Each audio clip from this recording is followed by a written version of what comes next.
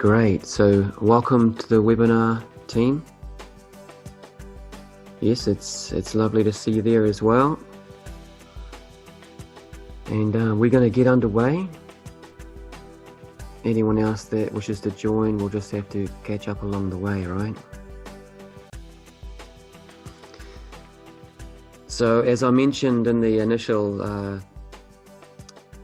page where you signed up, first of all, we're going to go through in this webinar why people are not waking up, as it were, and what that really means in any case. It's a little bit vague, isn't it? It seems to be that we take on a perception that we are aware of what's going on, and yet it's been my experience that that's just been a gradually evolving process. So I'm not so sure if there is such a thing as waking up, as it were, as we're sleeping and then we're awake. It's more that we just higher levels of awareness come into us, and as they do, we have this realization that we can now see more. We're now aware of more, right? So within that spectrum, we could say there are internal influences that is within us that determines how much we could see, we could say, and also external influences. So we're going to cover those, and that'll take a little bit of time. Following that, I'm going to go through a few details as to what we can do to be of higher service to others, which is actually a really important thing to be constantly aware of at the moment, isn't it? Because there's plenty of opportunity to fragment, to distort, to be in conflict with other people at this point in time, and that's really not just helping the situation globally. So we're better off to be a positive influence rather than a negative one, right? So following that, we're going to move through the energy field preparation to prepare for the following, which we're moving through the self-clearing, energy field clearing, and the collective clearing as well. So through that process, we'll be able to impact not only ourselves, but also those that are close to us. Our friends and family will include those as well. And also everybody on the planet by working through the planetary grids, which I'll be explaining what that is shortly. Following those specific clearings, we'll go through an assimilation meditation. And then to finish with, I'll let you know any further advancement opportunities for those that are interested as well, all right? So I hope you're ready, because we're going to be going through some pretty intense stuff, right? And if it's new information to you, it may be a little bit confronting, but nevertheless, the truth is the truth, and people just have to become aware of that in their own time. I'm sure some of the things that I'll say might be a little bit off-putting to some people if they're not ready to hear that, but it's just how it is, right? Either people are ready for the information or they're not. So I'm just going to run with what I'm aware of, and people can use discernment as to how much they assimilate that. So to begin with, why people are not waking up, let's take a look at some of the internal influences, and further to the concept of waking up, as it were. If you've been following particularly my previous emails, I think I've sent out about 5 or so and done a webinar, so there's plenty of information that I put out on there. If anyone's on the webinar that hasn't read through that information or been on the previous webinar, then it might not have so much of a context. In any case, that information's there, which does provide a significant backdrop, as it were, to what it is that I refer to as waking up. So fundamentally, it's going to come down to where people are at in their biospiritual evolution, isn't it? That's fundamentally the basis of where people are at with this. So this image of the side, of course, sort of generally symbolically indicates that we're in different stages with this. And it's quite a good image, because it's showing that there is a light ray spectrum going through from red all the way through the rainbow colors.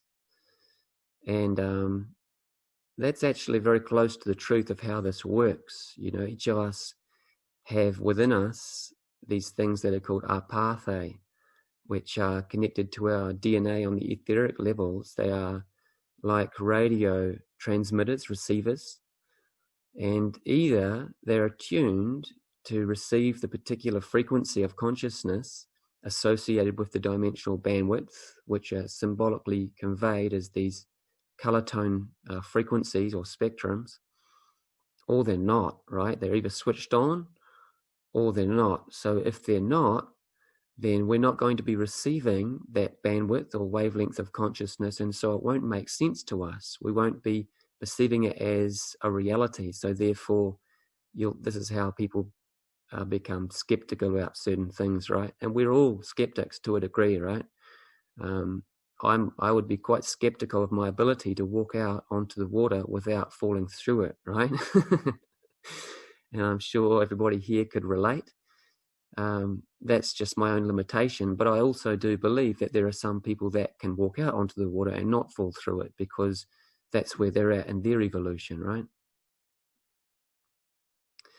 So what this really comes down to, as I mentioned and referred to, is your level of DNA activation, the amount of DNA that is actually activated. I'm not just referring to the double helix molecular bonds, the genes that are seen under the microscope, the physical layers, we could say. There are additional 10 etherical layers that are existing in higher vibrations or wavelengths of light as well. And science is starting to catch on to this in the field of wave genetics, optogenetics.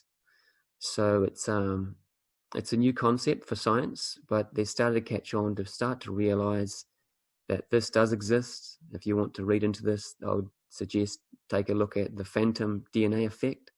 It's a scientific phenomena. I won't talk to it further than that, but just take a look at that. Read into wave genetics and you'll be able to educate yourself in relation to these high etherical or non-physical DNA structures.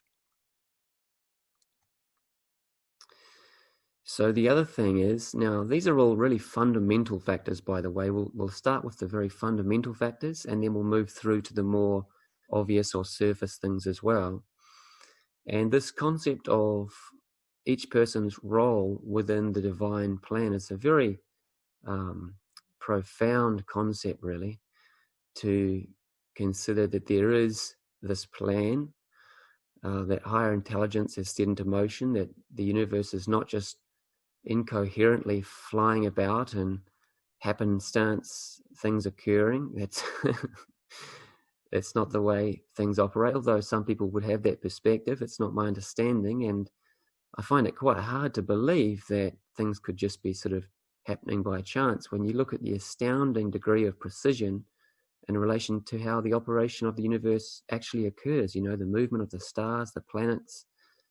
I think there was at one point a molecular biologist that had said that with the degree of chance occurrences that would need to have taken place for the human genome to have evolved the way it has, from, you know, a lightning bolt striking a pond or something and starting off life in that way, and for amino acids to form in the correct sequences required to formulate the DNA so that life could evolve. He basically said, well, there's actually more chance that a tornado could move through a junkyard and formulate a Boeing 747 in operational order. There's more chance that would have happened, right? And I'm inclined to believe that too. You know, the more that you live this life, you see that the way things occur are just extraordinarily amazing. It's just that from a certain point of view, we could say a disconnected point of view, that might not be apparent. And so we have this idea that things are all happening by chance. So, of course, another reason why people are not waking up is that these amazing occurrences that are happening in the environment consistently, people sometimes refer these to as synchronicities, right? Just it's amazing how these things occur. And a simple example of that is like you could just be thinking of someone and then suddenly they call or they message you and you think, oh, that was quite an amazing chance or occurrence. So that's an example of this. But one of the reasons why people struggle to work this out is because of something called cognitive dissonance. And I'm sure this is a familiar concept to a lot of people here. But for those that aren't familiar with it, cognitive dissonance is basically, it's a disharmonic resonance that occurs within the brain in relation to the psyche and the electrical movement happening through the synaptic arrangements within the brain associated with your identity complexes, your personas, essentially the neurological networks that have come together just due to your perceptions of life. And that's how the brain occurs, right? We're observing the world, and our brain is neuroplastic in that these neurons are rearranging themselves in their relationship to each other according to how we perceive the world. So we formulate neurological networks, and these formulate into identity complexes, which allows us to establish to a degree a comfort zone so that we can sort of feel like we have an idea of how the world operates. And so what happens when an idea that comes along that is so far left field of our current understanding is that just doesn't really make sense to how we perceive it to be, how we perceive life to be. So within that experience, there can be quite a sense of anxiety or uneasiness on an unconscious level, either, at least on a subconscious level. We don't necessarily realize that it's happening consciously, but all we know is that whatever we're looking at or whatever we are listening to is causing us to feel very uneasy. So just on the basis of that uneasy feeling, a lot of people will immediately reject what they are hearing or the new information that is coming to them, because ultimately what it means is that you've got to potentially let go of what you think is real, doesn't it? So it's confronting your idea of reality. So for some amazingly strange reason, a lot of people are going through a lot of cognitive dissonance currently, and not working out and not realizing that all these things that are happening in the media, supposedly happening in the reported media, particularly in relation to the virus, it's just not weighing up. Even on a basic common sense level, it's just not weighing up. And I've detailed that in my first two emails, right? Particularly the first one. But in spite of the evidence, in spite of the common sense of it, because people have an idea, for example, that, well, the mainstream media is going to report the truth, well, they're going to struggle with any idea that's outside of that paradigm, right?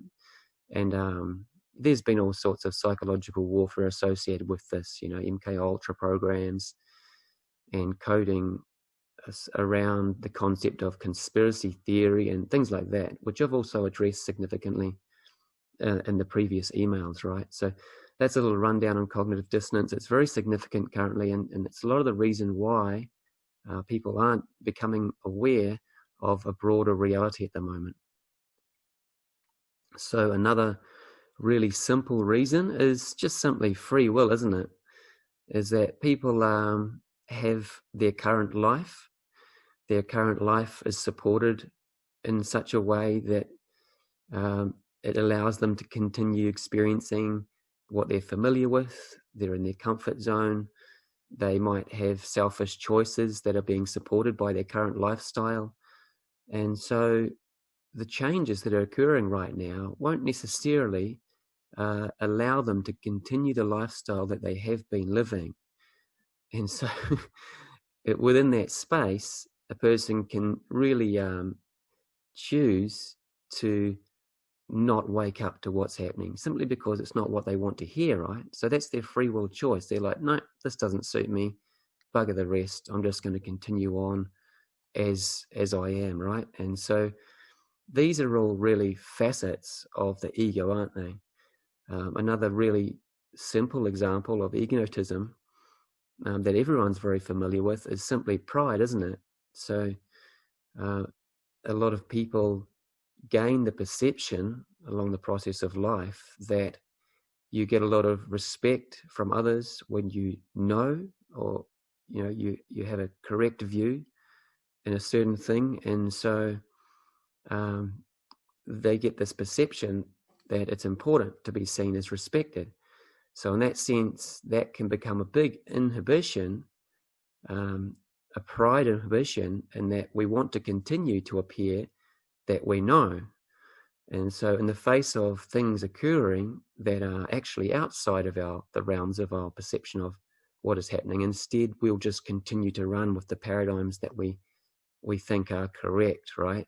Rather than being open to a different paradigm, which would necessarily require humility, wouldn't it? It's the opposite of this sort of stubborn, prideful arrogance that the ego tends to have, is no, I know what's going on. I'm not going to listen to anything else. I'm just going to run with my current understanding, instead of having the humility to actually begin to do some research, look a bit more deeply into it, and perhaps draw a different conclusion, being open to that growth, So the facets of the ego, of course, in relation to that stubborn ignorance, sort of talked to that generally in previously what I've just been speaking about, in that people, even in the face of really obvious evidence, they still just don't want to know about it.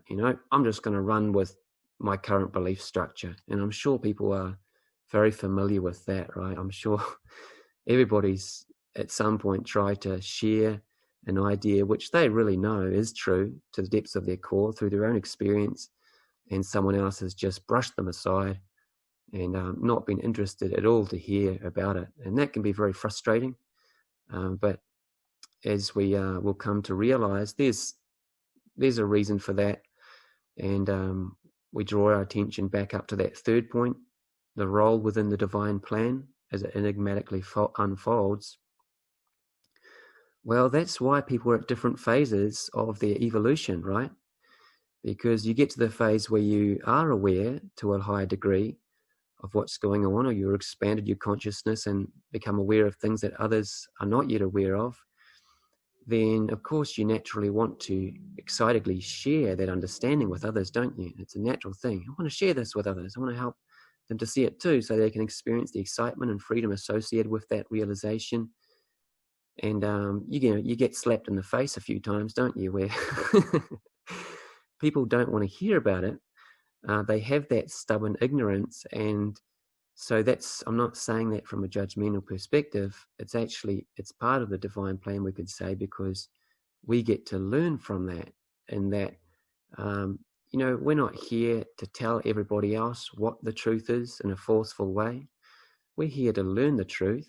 And hopefully, if we are fortunate, we can assist others to learn that as well, if they're open and receptive to it. But it's really about us learning, isn't it?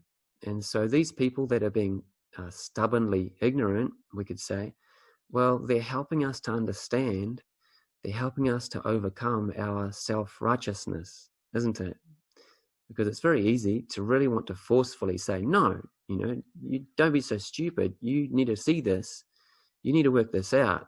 And to be frustrated with people that don't want to see a broader picture of what's happening.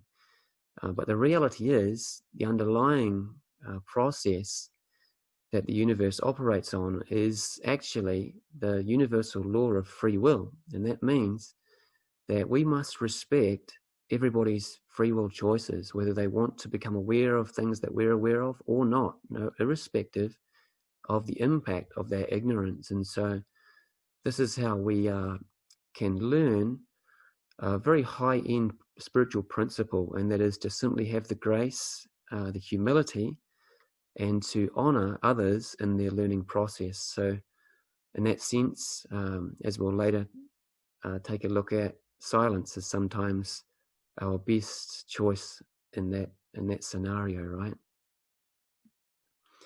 So attachment, of course, is another reason, isn't it, why people would not want to wake up. Just taking a drink of water. Just drink as you need to there, guys. And really obvious example of that is symbolically conveyed by this picture, right, is that when we become aware of a higher reality, then the actual process of the awareness coming into our brain into our awareness, these higher levels of consciousness, as the DNA activates, well, that goes hand in hand with our vibration shifting, right? So usually you formulate relationships, and not only romantic or personal relationships, but relationships and friendships and families. These interactions are based on something called frequency specificity. So frequency specificity refers to the frequency of energy that is moving through the DNA that has a wavelength of consciousness associated with it, right? And so that wavelength of consciousness will resonate, or it will create a dissonant tone with other people. And this is how we have agreement and non-agreement. It's not really so much that there is, this is the truth, and this is not the truth. It's more that there are levels of reality, and we're perceiving reality from different levels of awareness depending on our DNA activation, right?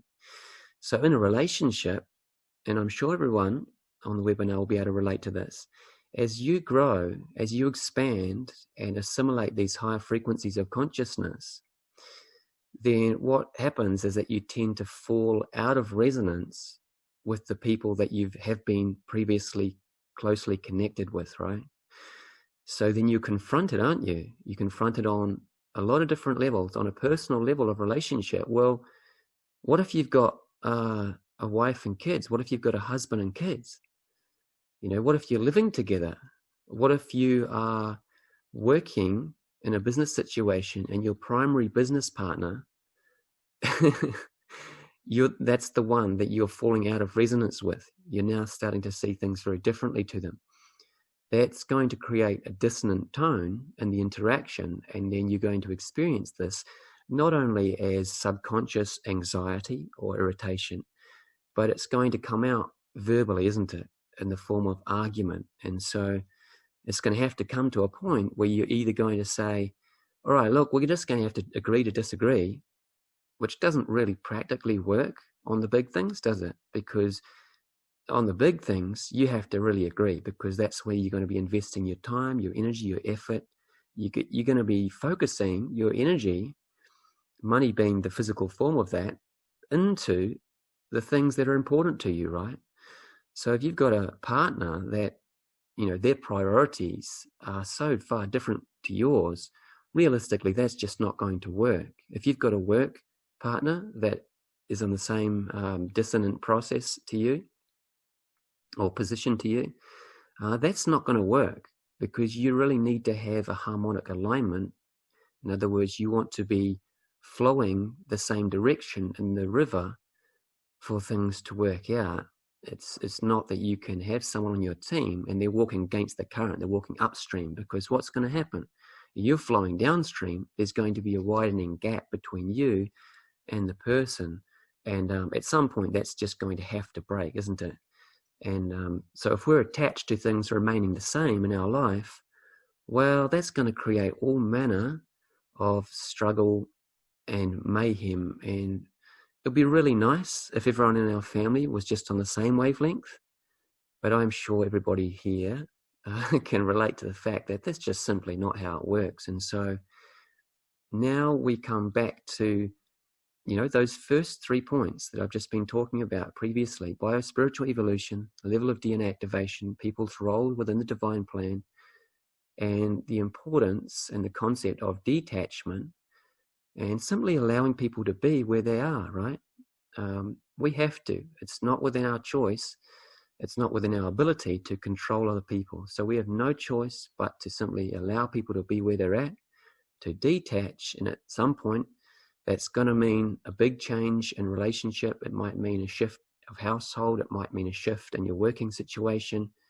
But if you're going to ride the wave of that high vibration that we're ascending into, there is no choice but to allow that change to take place, right? And that's going to be a catalyzing process. Things will break down. And a lot of people don't like the uneasiness associated with that. Nevertheless, that is what is required. And that is the energies of what the Hindus refer to as Shiva in action. Shiva the destroyer, the one that breaks down the old essentially to make way for the new creation, which is what the Hindus refer to as the Brahma, the divine Trinity aspect of the full expanse of consciousness and creation, preservation, which is Vishnu, and Brahma, creation. And this is an ever-evolving process, isn't it?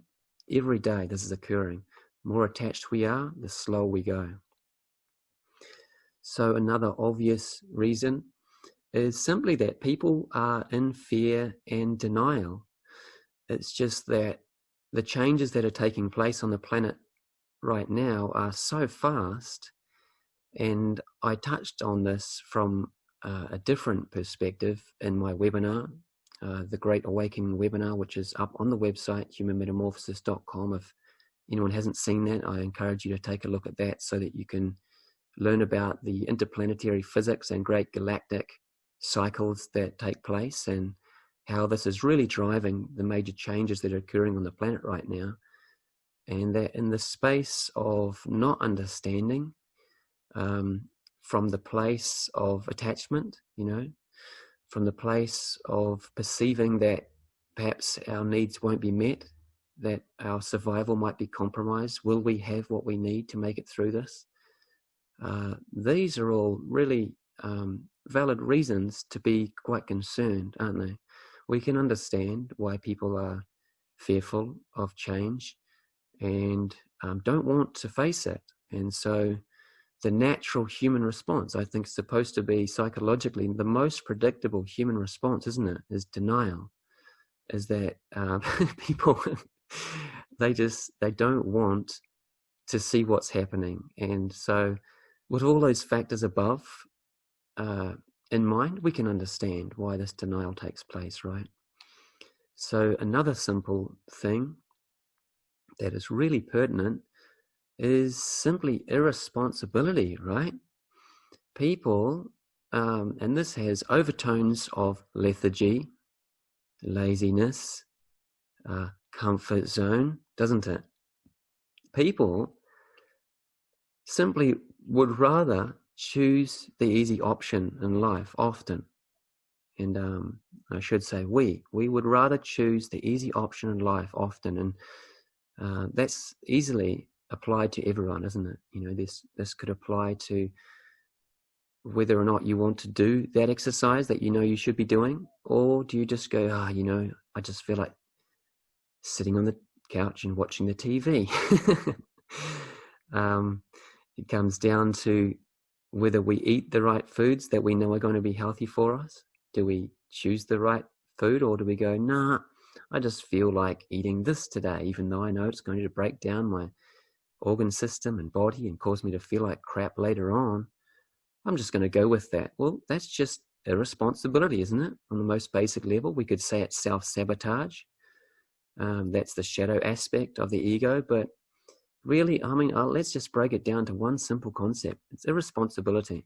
We know better, and we don't choose the right thing. And this can come onto areas within the family where, let's say, the father knows that there are things that need to be done to support the family, and yet they're out with the boys, perhaps at the sports game or at the pub drinking. And I'm not saying that that's a bad thing or a wrong thing to do. There's a time and place for everything, isn't there? But there is an aspect of the mind that people would refer to as the conscience. And everybody, absolutely everybody, feels the call of that. And some would say that is the voice of the soul. There are intuitive impulses that reach everybody, no matter how so-called disconnected they are. Everybody has this awareness of, this is what needs to be done right now. This is what I should be doing. And you have the option, don't you? You have the option to either follow that, higher awareness, we could say, or you can take the free will option and go, nah, bugger it. I'm going to do whatever the hell I want. It's been my experience that the more you choose to do whatever you want, which generally refers to as perhaps selfish or self-destructive choices a lot of the time, doesn't it? That doesn't end up winding up, in the long term, the best option. It's been my experience. I'm sure A lot of people in the webinar will be able to relate, right? So there are a list of things, internal influences, why people are not waking up. There's quite a few things there, aren't there? And we haven't even started on the external influences, right? So drink of water if you need one, folks, and we'll continue onward.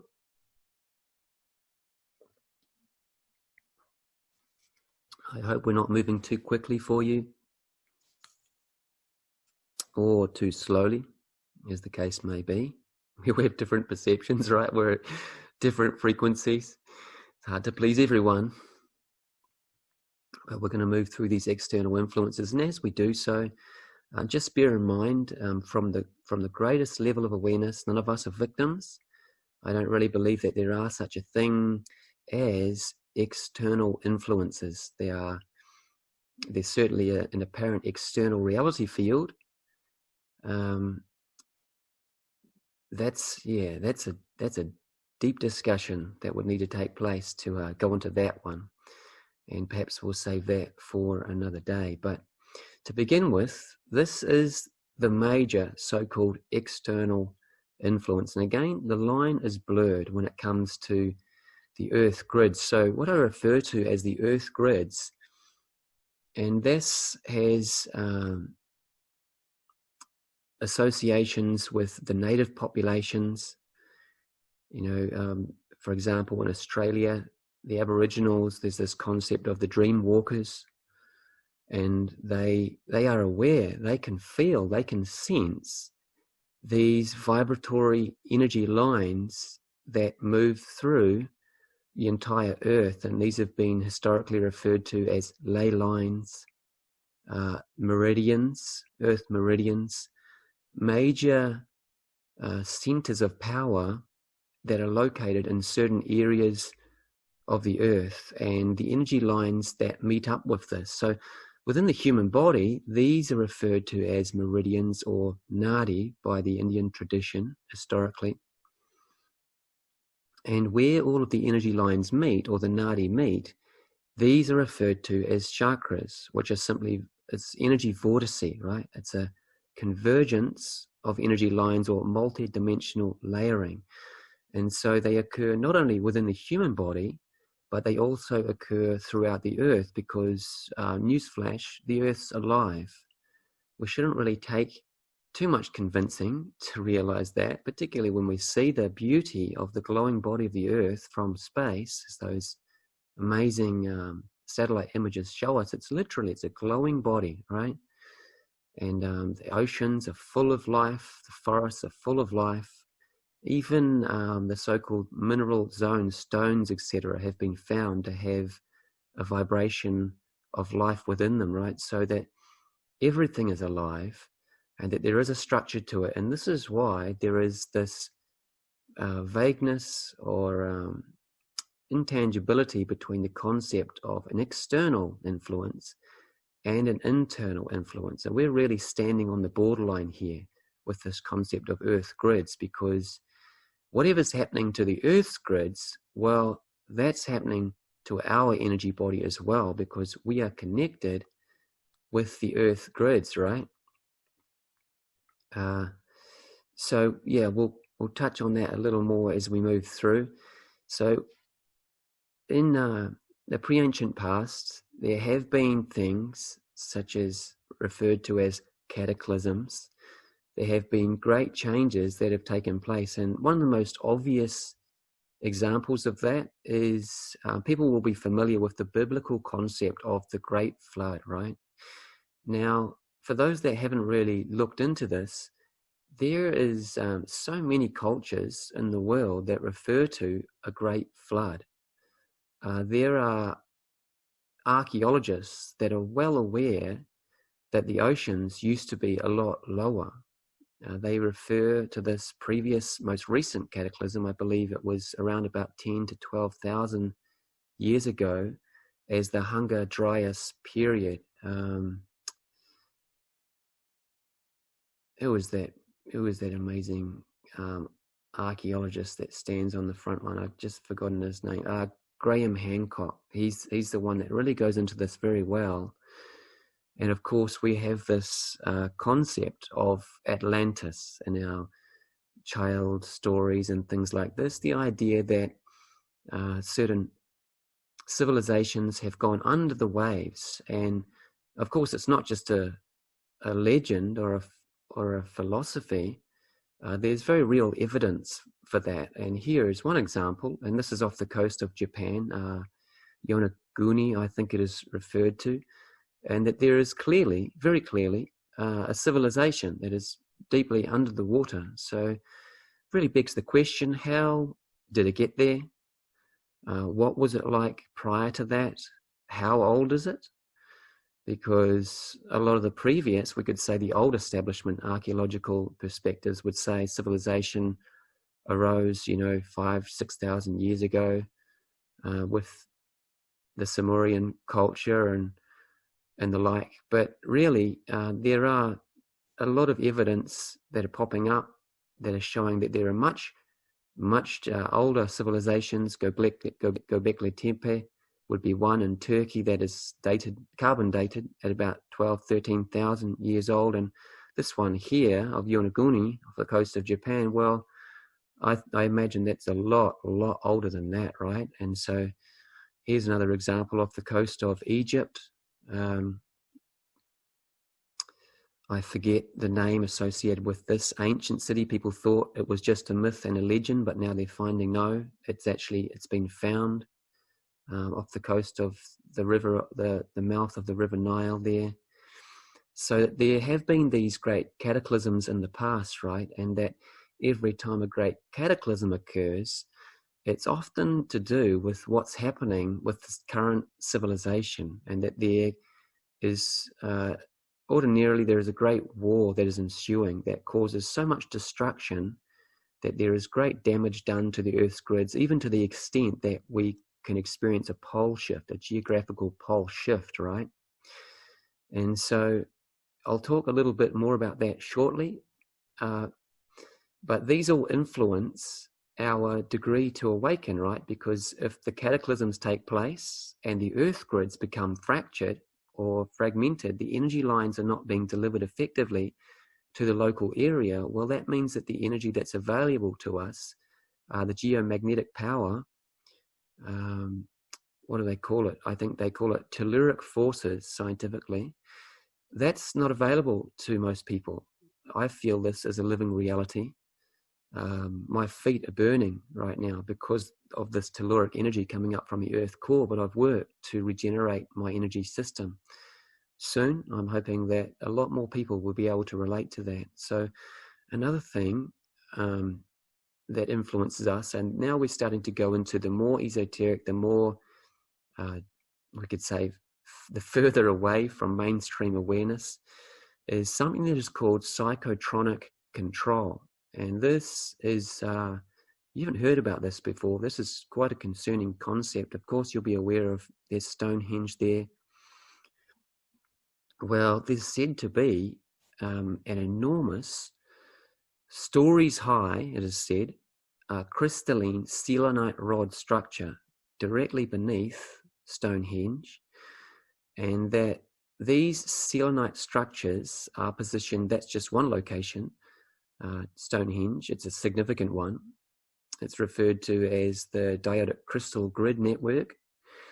These are located in 24 major subterranean installations where these great selenite rods have been installed within the earth. They're not naturally occurring. They were installed many thousands of years ago. I think it might have been around 24,000 BC that these particular ones were installed, maybe a little earlier than that. In any case, this one was found in Nika, Mexico.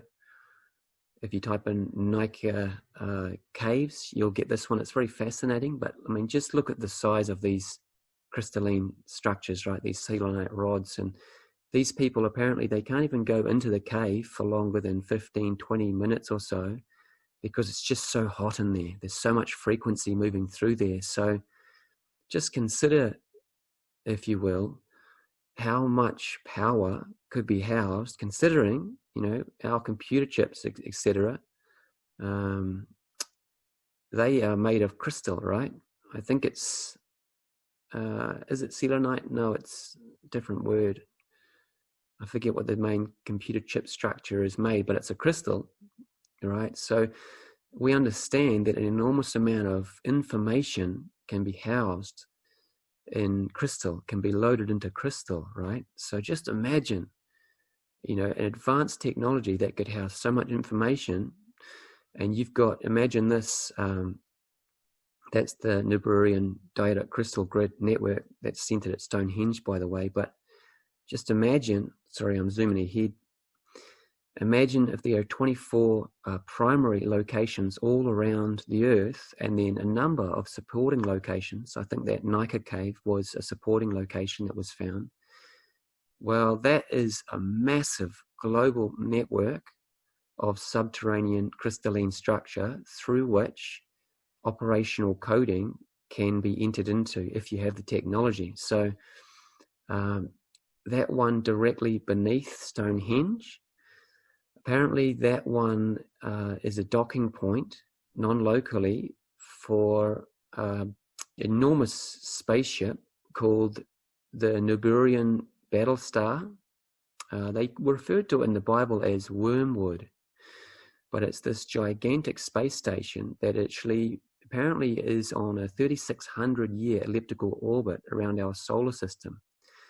And that this race, referred to as the Anunnaki, actually live on this space station, right? They're in control of it. And what they do is that when they come into orbit with our solar system near enough, they can connect to the Earth through this Niburian Dietic Crystal Grid network, and thereafter they're able to take control of the magnetosphere of the Earth. So, yeah, that being said, you'd have an indication as to just how powerful this psychotronic control is. Consider the impact of animals as the seasons change. You have in Africa, for example, the buffalo and antelope just begin to migrate, don't they? For some reason, they decide to migrate a certain direction. For some reason, all the birds start to fly in a certain direction, don't they? So why do you think that might happen? Do you think that it's because the birds just have a little map in their head where they go, oh, it's time to fly off in this direction? Or do you think it's more likely that there's something akin to a remote control car effect going on, where the Earth's magnetic field, and this is actually scientifically validated, by the way, creates a particular frequency tone associated with the seasons, and that the animals are actually attuned to that? So what do? And schools of fish, another example of this magnetic resonance, is that they all know which direction to go, right? Well, just imagine if you have control over the Earth's magnetic field to the extent that you can impact people on a subliminal, subconscious level through magnetic resonance, and ultimately bring them into a certain alignment with your own agenda. This is a technology that is extremely, extremely powerful. And so this was actually put in the first place into the Earth's grids by a race called the Syrian Blues. And this is an ancient picture, by the way. It's associated with the Indian culture. So these Syrian Blues, obviously referring to the Sirius constellation, they actually come from Sirius B, which is it appears to be a star that is orbiting Sirius A, which is the brightest star in the sky. But it's not a star, it's a planet. It's just that it's an illuminated planet, because these beings are so enlightened, they carry the highest gene code in this universal creation. And so the Indian people refer to these as the Maharaji, right? Which basically it translates roughly as the great kings or the great royalty.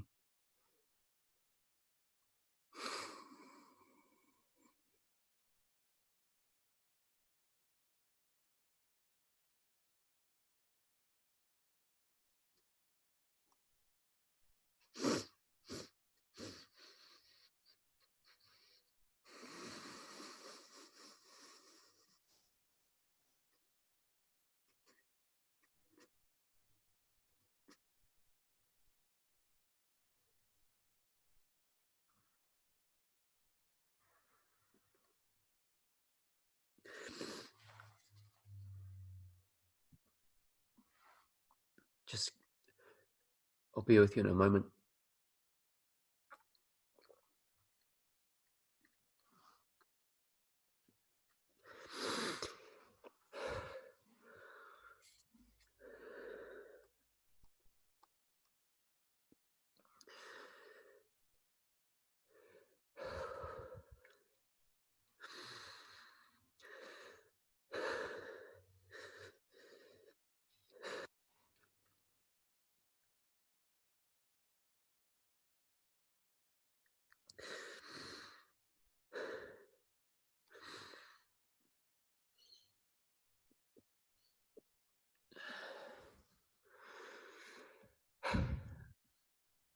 So anyway,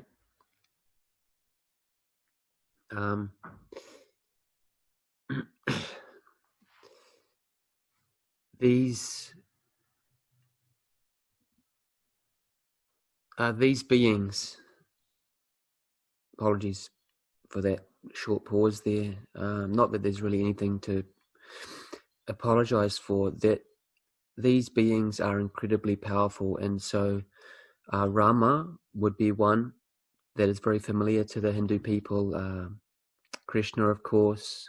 Shiva is often depicted as a blue being, and they're incredibly powerful beings. And so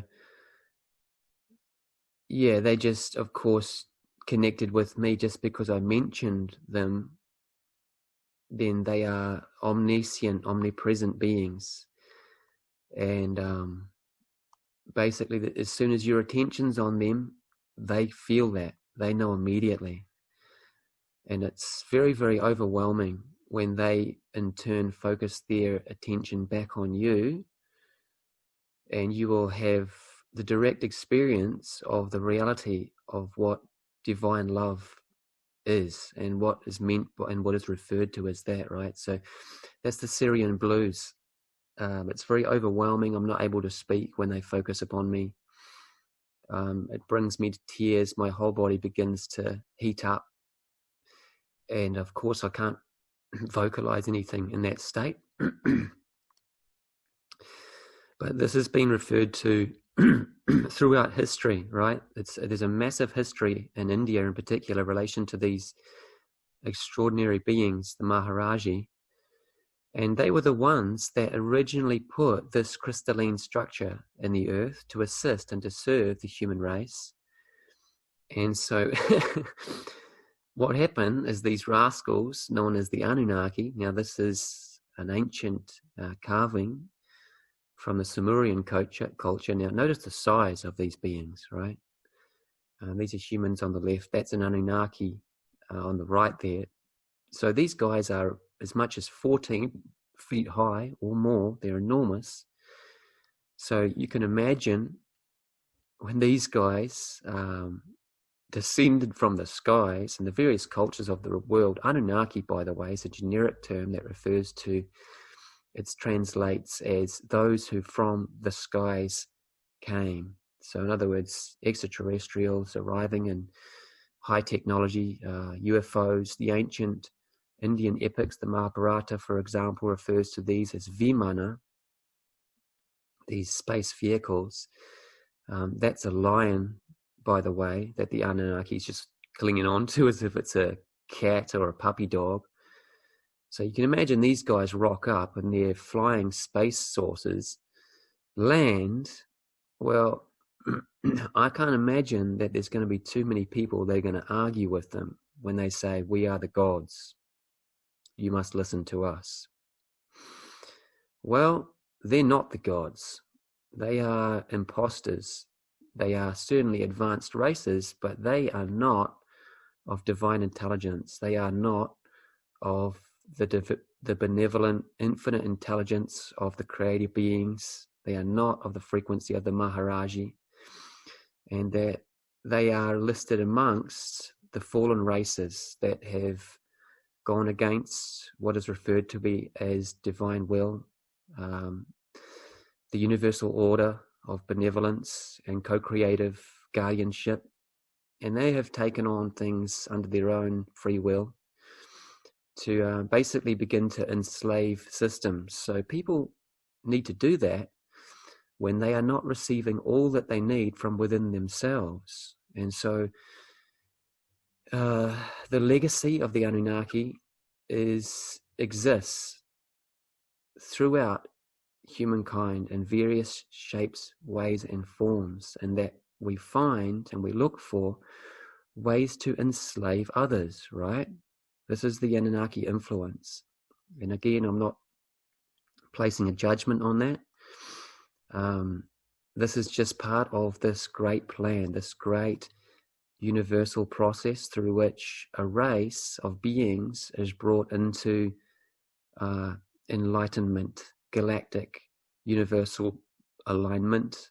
And many beings throughout history, Krishna, Rama, the Buddha, Jesus, would just be a few of them, but there are many that have exemplified this enlightened state to us. And so the next thing that is to occur, of course, is that everybody realizes that state. And so that the concept that the Christians have of the second coming of Christ is mistakenly associated with the Master Jesus returning to save everybody. That is not what is meant by the second coming of Christ. And Yogananda details this very, very thoroughly in his books, The Second Coming of Christ, The Resurrection of the Christ Consciousness Within You.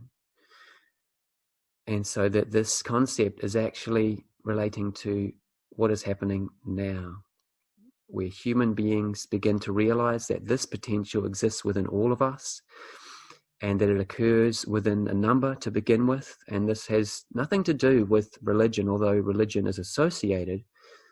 Religion is generally a distortion of this universal concept of Christ consciousness, which simply refers to a person connecting their own consciousness with universal consciousness and realizes themselves to be interconnected with all things. And that from that perspective, of course, well, you'd only be a fool to be taking, cheating, manipulating, etc. toward so-called others, wouldn't you? Because you're only doing it toward yourself. And of course, the Indian people are all over this with the concept of karma. It's well integrated into their culture. They understand that, whatever you're doing toward others, you are essentially doing toward yourself. And we're not going to go into the concepts of karma just now, but these Anunnaki, when they invaded, and they've done that historically, one thing that they did, that this Sphinx is actually a lot older than history would tell us. Even in the mainstream archaeological establishment, I don't actually remember, but I think they try to say that the Sphinx is 3,500, 5,000 years old, something like that. And they've got all these ideas about where this comes from. No, the Sphinx is a lot older than that. We've had new evidence that have come forth even from geophysicists, geoscientists that have come forth to say that the weathering around the Sphinx actually indicates that it's at least 12,000 years old, but it's actually a lot older than that. It's been redone a number of times. But what I wanted to draw your attention to in this picture is the fact that look how disproportionately small the head is to the body. It's a lot smaller. So the reason being, of course, is that lions don't tend to have human heads, do they? Or at least humanoid-looking faces on top of them. And that is obviously not a human face. It's very different in the facial structure. And it is the face of an Anunnaki warrior. Because what they come is that they arrived in Egypt at some point and took over the Giza Stargate. There used to be a Stargate at Giza that was aligned with Andromeda. We won't go into all of that. But in any case, this is associated with what was historically known as the Ark of the Covenant, which ultimately allowed advanced races to come through from different galactic locations very rapidly through a process of portaling, space travel, we could say, and intervene in the affairs of humanity. And when these great cataclysms took place, not only did the actual geomagnetic poles shift, creating this enormous flood, which explains why a lot of places are under the ocean now, but that as this geomagnetic pole shifted, then not only did you get a rolling of the Earth, and hence a massive tidal waves and a whitewashing of the surface of the planet, which explains why, for example, the great Easter Island standing stones are, for the most part, under the dirt, under the earth. You only see just the heads, but there's actually the entire body existing there, as the archaeologists have found as they've dug down.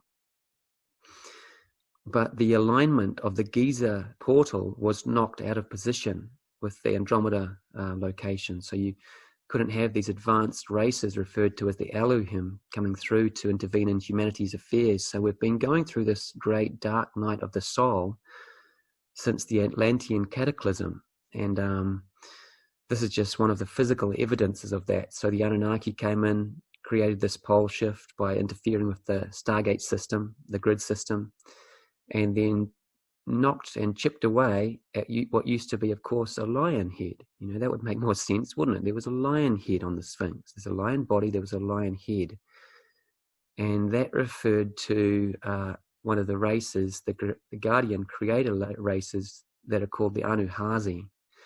And they actually have a leonine form, but they desecrated that statue, which was put in place in ancient Egypt as homage to this Guardian race. And they even have a temple there, which is called the Temple of Sekhmet, which has a lion face.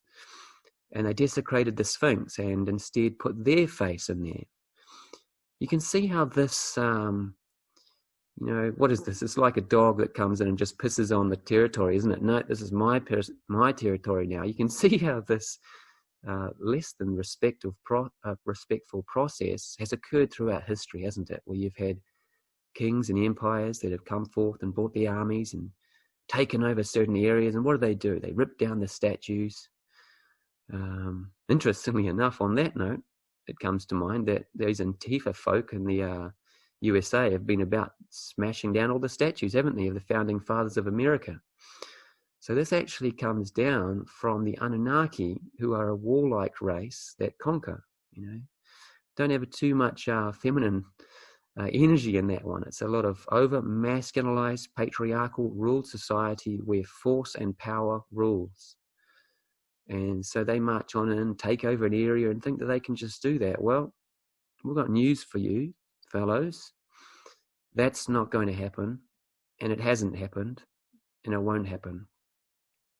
In 2008, the Syrian Blues Maharaji intervened and basically took back control over the Giza Plateau and the related Stargate. They have one of the universal Stargates in their system in Sirius, Universal Stargate number 6, through which they can override the frequencies that are coming into the planet right now. And so that's exactly what they did.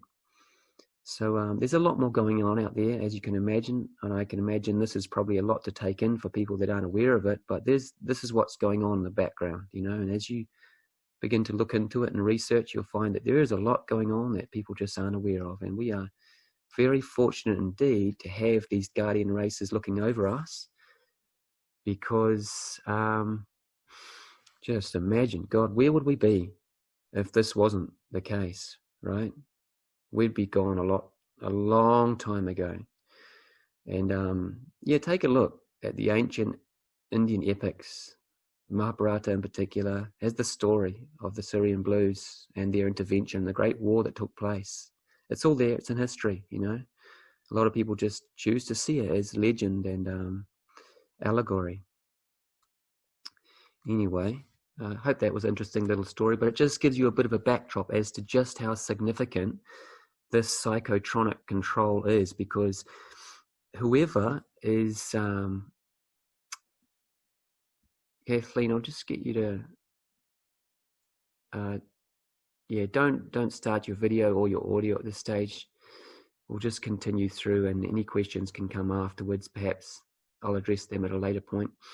But it just gives you an indication, doesn't it, as to how powerful these influences are. Like, who knew, Who knew that we had 24 subterranean crystalline selenite rod installations around the Earth that were controlling the magnetosphere of the Earth, which controlled not only nature and the way that our DNA was being formed, but actually psychologically? I didn't know that. And how the hell would we know that? unless we were informed, right? That this is pretty significant information, and we have been informed, and we are. So this information is going to get out to the masses, and we're going to work out that actually, we're not on an isolated planet. We're not the only life forms on the planet. Yeah. Newsflash. Just so happens there's other life forms in the 200 to 400 billion other stars in this galaxy alone, and multiple different galaxies, and that probably could or shouldn't come as such a surprise, should it really? So now, as it relates to, now we're getting down to a bit more contemporary in nature with this.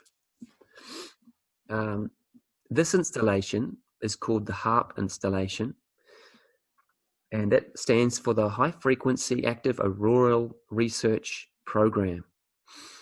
And this one in particular is in Alaska. And just look at it. I mean, wow, look at that. What the hell is that, right? Well, apparently it's a so-called secret military installation where they are researching, as you would imagine, the ionosphere. That's this is on where you'll get through Wikipedia, you'll get the information. It's an ionospheric research installation where they are researching what they can do when they can send a 1 billion watt amplitude microwave radiation bursts into the atmosphere. We'll just see what happens, shall we? You think that might be a good idea? Anyway, so when they begin to mess with the atmosphere, can you imagine that might have a bit of an effect on us? You know, that might impact our physiology a little bit. That might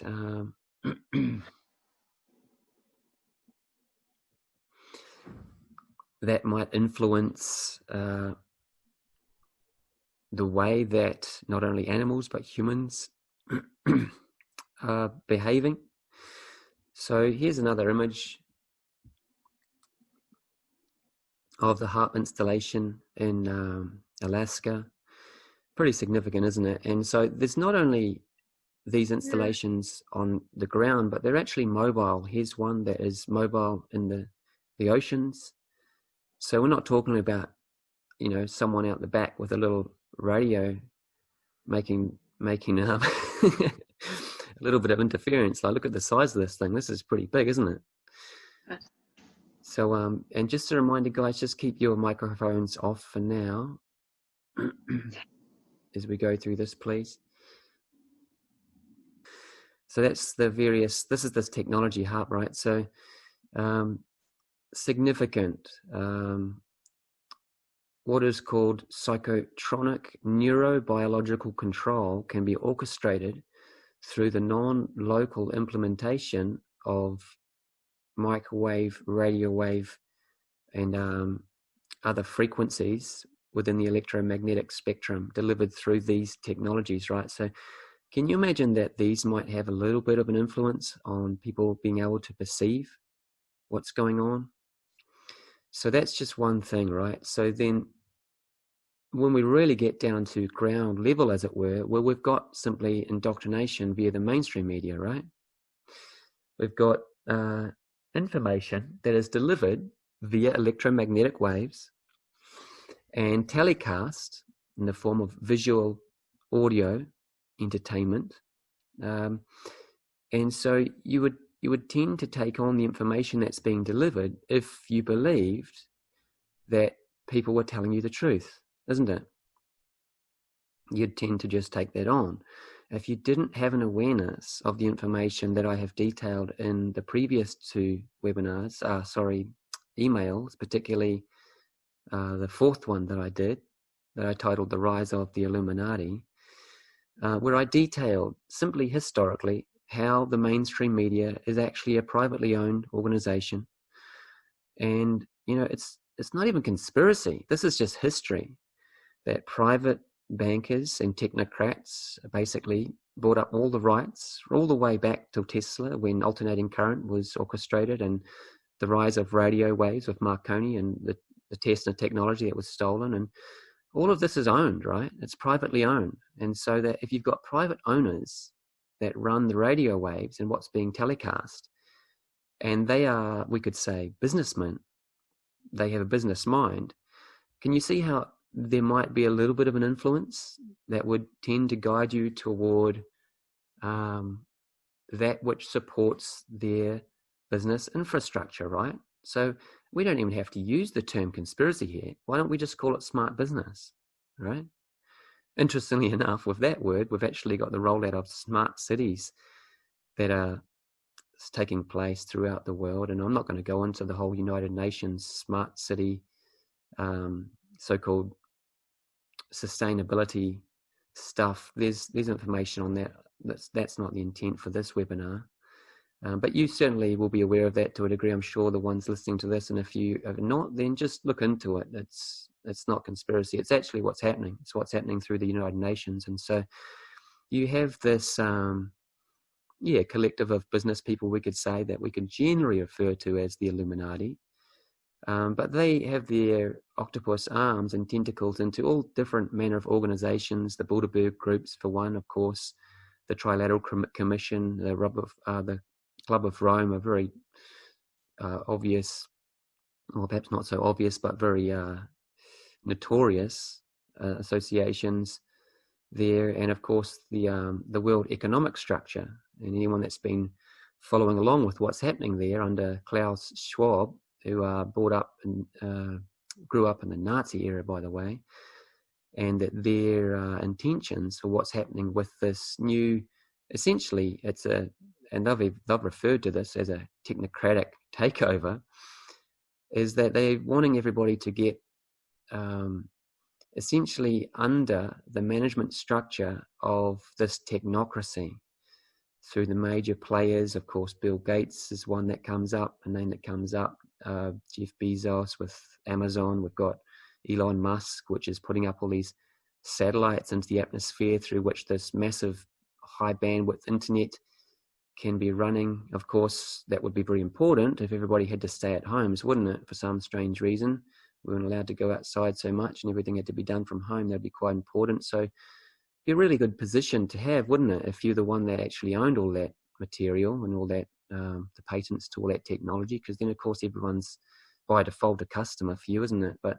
as I said, I'm not going to go too much into that. I'm just letting everybody know and pointing out the facts, the obvious facts that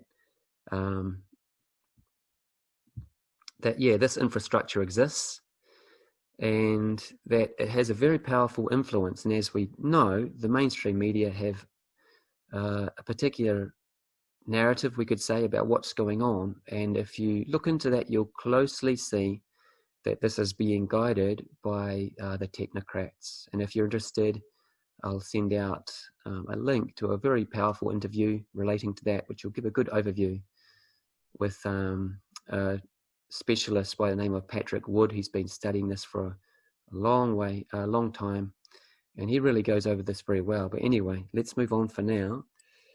So that's just one very pertinent, that's why I gave a bit more detail to that, very pertinent influences, simply the mainstream media and the influences that they can take place, and how that can influence the way this person sees something, right? So, of course, and this, we're going into so-called conspiracy theories here, but again, it's a bit silly to call it a conspiracy theory when you can see the crisscross lines in the skies. So that's, if someone's not aware of what that is that we're seeing in the sky there, that is, they're chemtrails. They, just letting in people as we go, there's a few more entries here. So they're chemtrails, the aeroplanes that go up. Most people, of course, everyone will have seen a contrail before. This is where the engine is so hot that it creates that. It looks like almost like a smoke. I think it's a smoke stream behind it, and which disappears. You know, the planes will get up there, they'll do their performances, they'll write hello, or they'll draw a heart in the sky or something funny like that. And the contrail will very rapidly dissipate, won't it? You know, it'll be a matter of minutes before you can't read the word. Well, that's a very different thing to these what are referred to as chemtrails. So if you are not aware of this, I would suggest look up geoengineering. That's the general header. This is the aeroplane, what it looks like on the inside. They are spraying chemicals in the air, barium, strontium, aluminium. These are all very highly toxic, noxic chemicals in the air. And this geoengineering, they are well aware of the impact that this will have. They are doing this, and for some reason, even though it's in the skies above you, people aren't working it out, right? So on a practical level, as relates to what I'm talking about in terms of why people aren't waking up, well, this is one of the reasons why, because we have literally poisons. We have chemicals that are being sprayed in the air that are very noxious to the process of the human biology. And there is a greater agenda as to how those chemicals will interact within the system and how they interact with those electromagnetic frequencies I referred to previously with the HAARP technology and the psychotronic control, advanced or ancient technologies. These all tie together, right? It's a great system, very powerful system that I'm not going to go into here, but I'm just bringing awareness to it. These are all factors, right? So another really obvious factor, of course, this rears its head under the banner of conspiracy, of course, but it's not really a conspiracy. Again, it's just, these are the facts here. So study from the toxicology researchers, right? And here is lead on the left. You can see here, a picture paints 1,000 words. It's very toxic. Most people will be aware of asbestos and the lead in the old paints that they found out that people were getting very, very unwell because they would sand the paints and they didn't realize that these substances were in there, right? And people were dying and they were getting cancer. And so they worked it out. So that's not in the paint these days. Arsenic, most people will be aware, is very, very poisonous, extremely toxic according to the relative toxicity there. And just in between the two there are fluoride. So that's the stuff that they put in your drinking water, by the way. Needless to say, you might want to get a water filter that removes fluoride and other heavy metals. Heavy metals, of course, being associated with Alzheimer's, for example. Aluminium is associated with Alzheimer's and other neurodegenerative conditions. So you can imagine that if these heavy metals interfere in the body processes, the metabolic processes of the body, well, of course, your system's not going to be operating as well, isn't it? It's really easy to see how if your system is not operating as well, you're not going to be thinking as well. You're not going to be aware of a broader picture. And so this is all a process, right? These are deliberately done.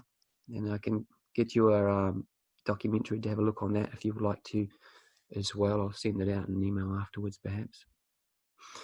But of course, a really obvious one is agrochemicals too, isn't it? So not only are they spraying our air, so we're breathing in poison, we're drinking in poison, but we're also eating poison, aren't we? Because does it make any sense at all from a basic standpoint that someone needs to wear a mask like that while they're spraying food that we're then supposed to eat? Do I really need to say anything more to that? If it's safe to ingest these substances, well, why doesn't someone just put it in a glass of water and drink it? Just demonstrate it, just prove to us all once and all that this is safe. Just go out on camera and jump in the front of the main media and go, look, these substances we're putting on your food, they're safe. We're going to drink it right now. I'm going to show you. I'm going to be fine. I didn't see anyone doing that. Not yet. Moreover, I can see you guys wearing a mask. So just from a basic common sense perspective, I think it's probably not the safest thing to be doing, but it makes the pharmaceutical companies, the drug companies, makes some money, doesn't it? And you know what else it does is that it keeps all of the biting insects that leave these sort of unpleasant marks on the fruit and vegetables, it keeps them away from it. Strangely enough, that the natural environment, the insects and animals don't want to eat the food when you've sprayed it with this food. But as long as it looks really good on the supermarket shelves, we're going to buy it, aren't we? So we're not quite as smart as the insects. Now, I don't mean to be insulting. There's obviously economic associated complications relating to that, whereas there has been a cornered market, hasn't it, where these not only ignorance plays a role, where you straight away see on the shelf and go, oh, what a beautiful orange, it looks perfect, I might grab that one instead. only to bite into it and realize that it actually tastes very dry and doesn't have a lot of taste to it. Well, it's not so surprising, because these chemicals, not only do they poison the food, but they also break down the microbial life within the soil that actually gives life-giving nutrients, content, enzymes, which you actually experience as a taste sensation in your mouth when you have a beautiful organic fruit, for example. This is all being broken down. So this is all part of the geological destruction that's taking place, that walks hand in hand with the degeneration of the human mind, right? So that's that's a few sorry, I'm just checking. I'm just trying not to check the chat too much, guys, just to keep the fluency of the thing. If you don't hear sound, that is really unfortunate. You can read, but I hope you've fixed that one, Kathleen. And we're just going to continue on here, guys. So you can see that there's a lot of things, isn't there? There's a lot of things that are influencing why people aren't waking up, as it were, right? So another one, obviously, hapless cattle going on there. But if you don't like animals being treated that way, poked and prodded and injected with vaccinations, steroids, and antibiotics, which are all essentially manufactured drugs, aren't they? You just want to be aware that if you're eating conventional animal products, irrespective of your views on animal cruelty or morality, etc., it would be favourable to reduce your intake of conventional animal products, as it were, ones that have been treated with drugs, because guess what? Their body absorbs everything that's being put into it, right?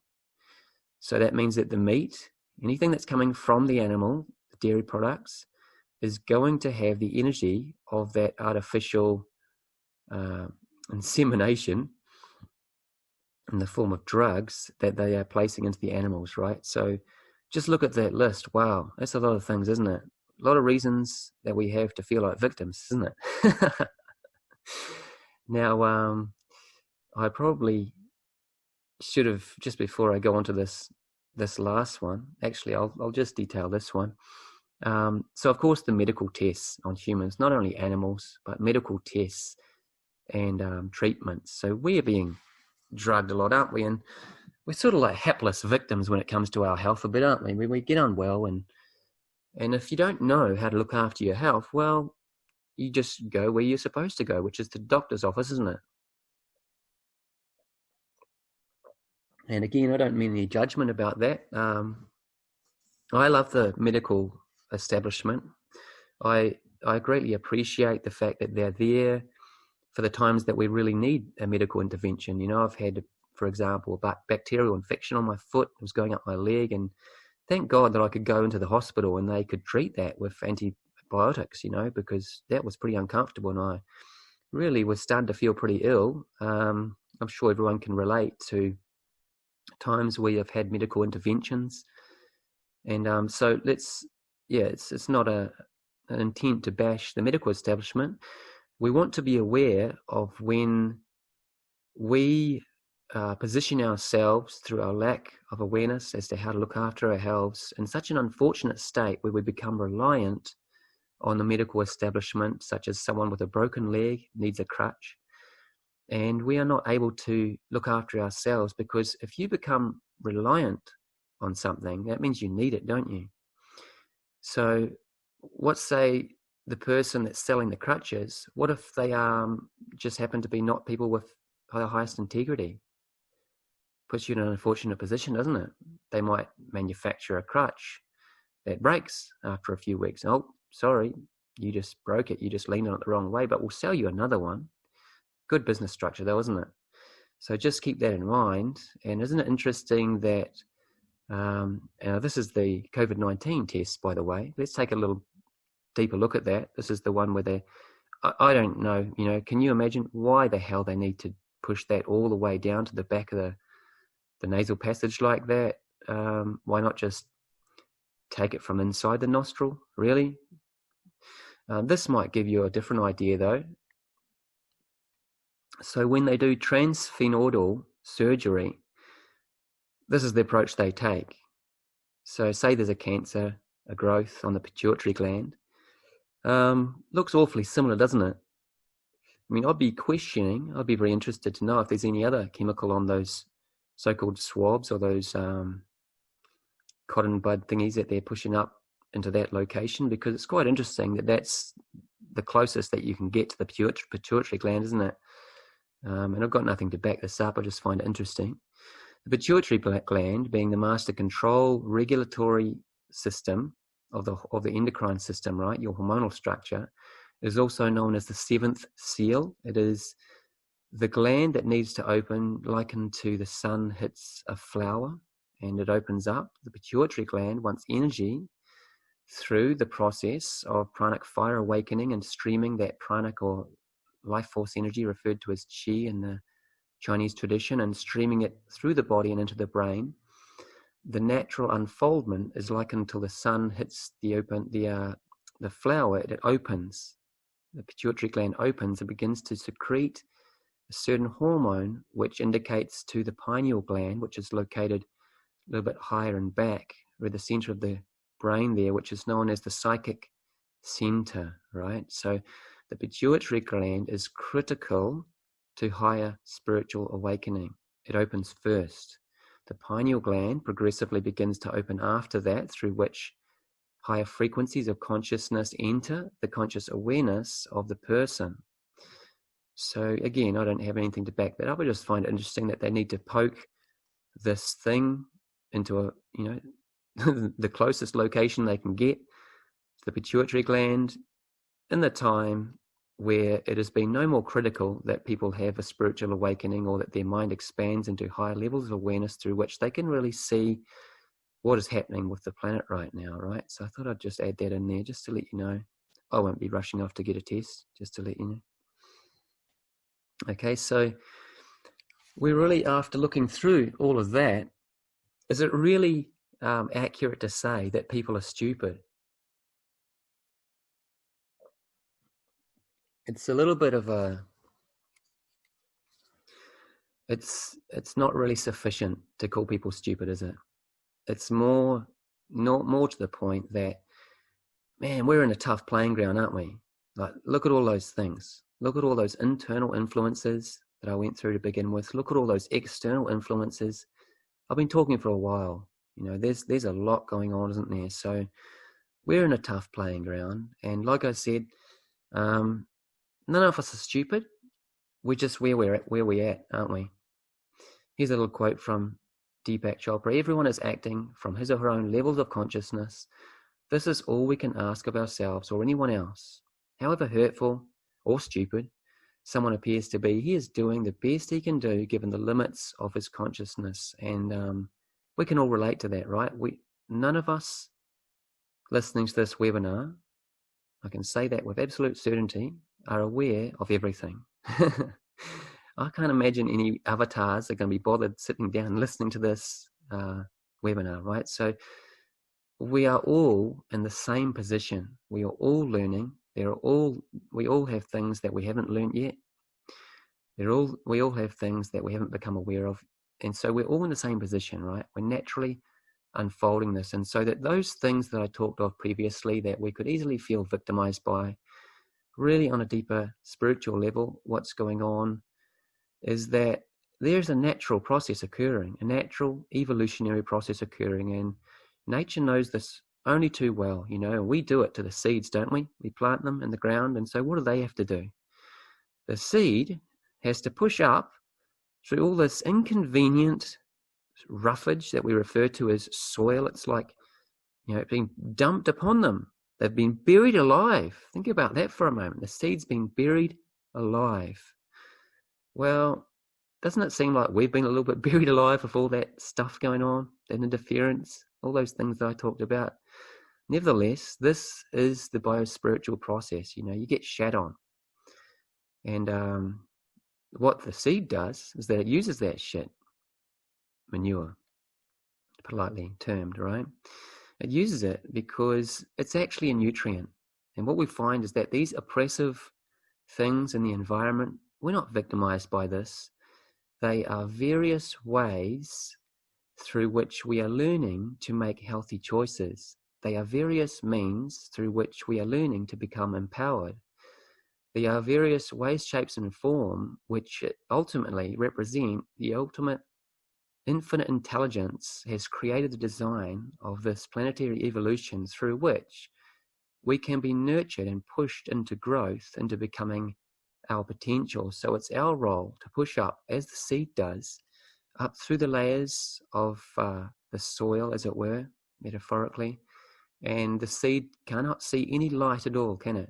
It's in darkness when it's going through that arduous process of pushing up through that resistance. But, once it gets to the surface and it breaks through that surface piece of soil, it can reach into the light, and then it starts to get a bit more support, doesn't it? It gets the sunlight.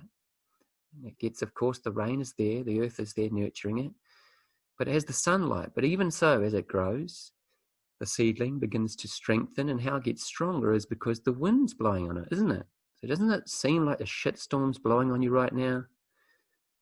So it's valuable, it's worthwhile to keep that in perspective, that though we are going through a collective shitstorm, though it seems like there is a lot of oppression, a lot of weight on top of us, and that some people might not be able to see the light yet, this is all here so that we can push up through the soil of that oppression and grow up into the sunlight, nurtured by the rain of the natural resources around us, and learn to begin to live in alignment, in attunement with nature, which is really what the Taoists have always encouraged us to do, right? So this truth has always been here in various ways, shapes, and forms, and it's just about not necessarily approaching it in a religious way. And I myself, I would rather refer to myself as simply a truth seeker. I just want to know what's true.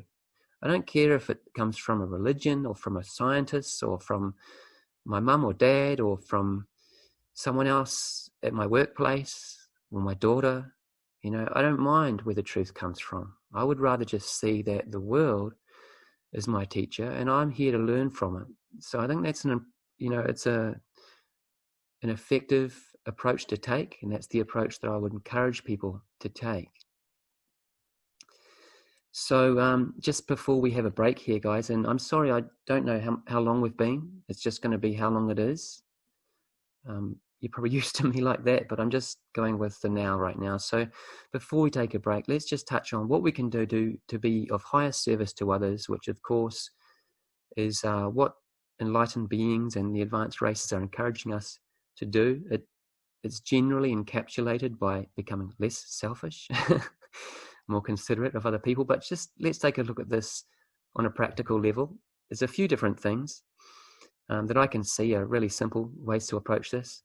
One, inner self-management. So you can pretty much nip everything in the butt, everything that's going to cause a lot of problems with what's going on in your own life and the life of those around you, if you can catch your mind in the process of judgment or resistance, those two things. So in other words, you see someone doing something, saying something, whatever. If you think that they shouldn't be saying, doing that, you're in judgment.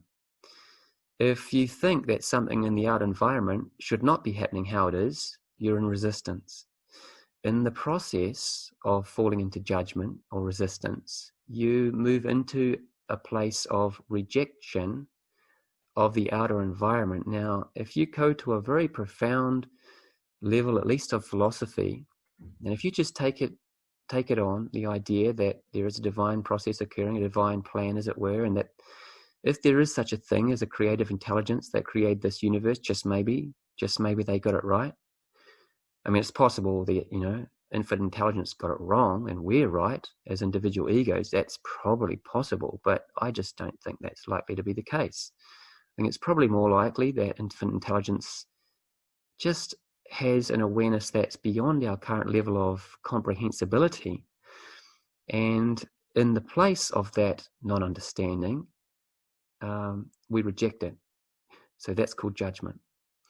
That's called resistance, right? And so that if we can at least fall into that place of what some would refer to as faith to a degree, then we can step outside the mental body, stop rejecting, stop judging, and stop resisting everything. Just stop it. Just realize that the mind as Einstein referred to it, is a faithful servant. And we can utilize it, the intellectual mind, as a tool. It need not become the master, because it is a great tyrant if it becomes the master. And I'm sure everybody will be aware that when your mind goes into judgment, you're not in a state of peace in that moment. Far from it. You're in a state of discord, discomfort, and irritability, you know. And of course, I am giving out all this advice or suggestion from a place of hypocrisy, because I certainly haven't mastered this entirely. I fall into judgment sometimes. But what I'm suggesting here is that just if you notice that you fall into judgment and resistance, stop it. Stop it. Immediately refocus your mind on a constructive task. Simple as that. Fall into judgment and resistance, and you'll notice that because you won't be feeling at peace anymore. The moment that you stop it, you'll come back into peace. You'll come back into harmony, which is a much better place to come from. Simply refocus on something useful. I'm sure there are many things that need to be done, right? At least in my life, it's bloody never ending. So that's simple enough, isn't it? So point number 2, outer self-management, which is really, it's a step forward from the first point, isn't it? It's really inner self-management, but it's just managing. It's going from a place of judgment to a place of where that judgment goes into action in the form of verbalization, isn't it? So here's your best tool. Practice silence. I'm not doing a very good job at that right now, am I? I've been rambling on for a long time. But yeah, mind your own business when you can. Just let it be messy. Don't feel the need to correct people. Just let them be as they are. You know, people have got to work it out in their own time, isn't it? Sometimes it's very enticing to feel like we just need to interject to say something. But I'm sure, you know, most people on the webinar will totally be able to relate to this. You know, it's like a mouse trap, isn't it? You put your hand out there and it gets snapped. Shut up, bite your tongue. Often that's the best option, isn't it? And you find that there's actually not that much to say with other people. You know, if you're going to give a teaching like this, for example, yeah, go for it. You're there to give a teaching. People are wanting to hear it. That's different.